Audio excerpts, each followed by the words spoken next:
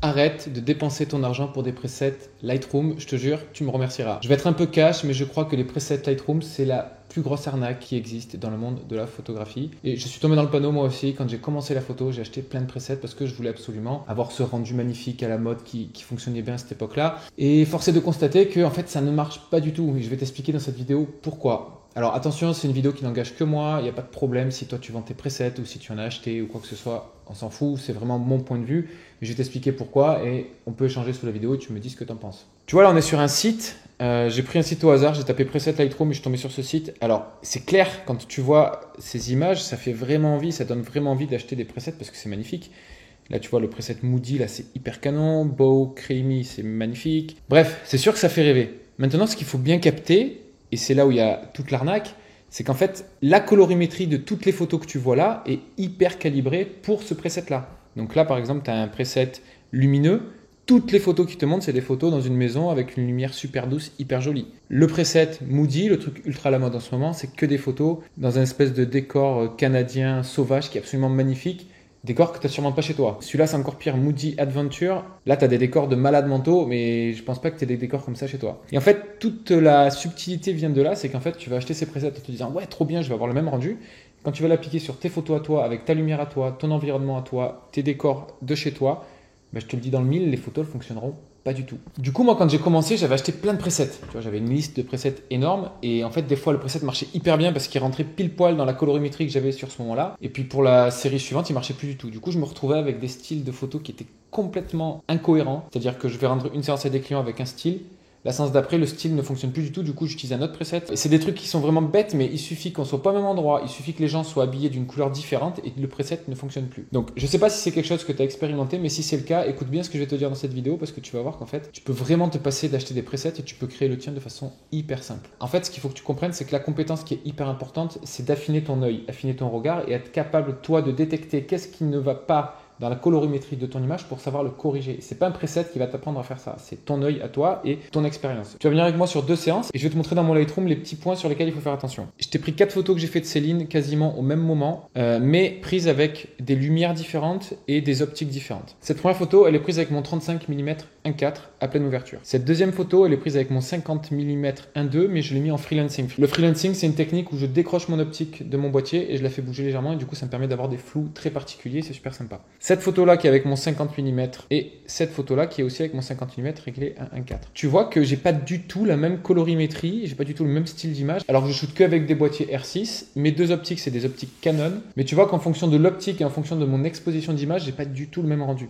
Du coup là, je vais appliquer mon preset, mais en fait sur chaque photo, il va falloir que je vienne retoucher l'image et retoucher la balance des blancs. Un truc par exemple tout bête, quand je shoot avec mon 50 mm en freelancing, donc que je le décroche de mon boîtier, ma photo tire toujours vers le magenta. Je sais pas si tu vas le voir là, mais si tu regardes un peu les pierres au fond, toute la photo tire légèrement vers le magenta. Alors que quand le 50 mm est utilisé de façon classique, tu vois, la photo est beaucoup plus neutre en termes de colorimétrie. Du coup, une fois que je vais traiter ma photo, tu vois là, j'ai poussé ma nuance vers du vert, je suis à -6. Et par contre, ma photo classique, elle est que à -1. Et ça, c'est moi qui le fais. C'est moi qui le vois parce que je vois que pour aligner les 2 photos, il faut que je réajuste ma balance des blancs pour que sur les 2 photos, j'ai la même colorimétrie. Et ça, un preset, il ne te le fera pas, clairement.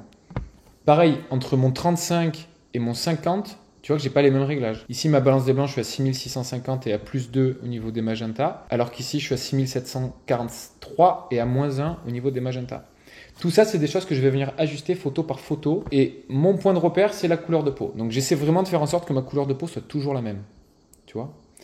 Et ça, c'est pas quelque chose qu'un preset il va te faire. En fait, il faut vraiment l'avoir en tête. C'est beaucoup plus important d'affiner ton regard, d'apprendre à travailler tes photos toi avec ta façon de faire, ta façon de shooter, que d'utiliser un preset qui va te mâcher le travail. Mais en fait, il va rien te mâcher du tout parce que tu vas tellement galérer à récupérer ce que le preset a fait qu'au final, tu vas passer plus de temps que si tu crées ton propre preset toi-même. Un autre exemple ici, tu vois, on est plus tard dans la séance, peut-être 1 heure plus tard, le soleil est beaucoup plus bas. Tu vois, en termes de couleur et de style d'image, c'est plus du tout la même chose que celle-là. Et du coup, là, c'est pareil. Je vais retravailler mon image pour obtenir un résultat qui me plaise, mais du coup, je ne le travaille pas de la même façon. Tu vois, là, j'ai poussé mes nuances à +4. Ma balance des blancs, là, elle est beaucoup plus vers du bleu parce qu'avec cette lumière-là, ça tire beaucoup plus vers le jaune puisqu'on est en fin de journée. Et ensuite, je vais venir peaufiner tous mes réglages de base ici et peaufiner un petit peu mes couleurs s'il y a besoin. Mais ça, c'est vraiment quelque chose que je fais sur mesure, photo par photo. Un autre exemple ici, tu vois, Céline, elle a changé de robe, elle a mis une robe rouge. Ben, le simple fait qu'elle mette une robe rouge, ma balance des blancs ne fonctionne plus du tout de la même façon dans mes images. Du coup, il va encore falloir que j'adapte ma balance des blancs pour que ma photo fonctionne bien. Un autre exemple ici, tu vois, là, j'ai travaillé avec une lumière directe. Mais là, du coup, le rendu de couleur a plus rien à voir. Tu vois, on est sur une couleur qui est très très verte. Et du coup, là, pour récupérer mon image, pour avoir quelque chose de joli, tu vois, j'ai poussé ma magenta jusqu'à plus 23. Beaucoup plus fort que tous les réglages que tu as vu avant parce que la lumière est très très différente.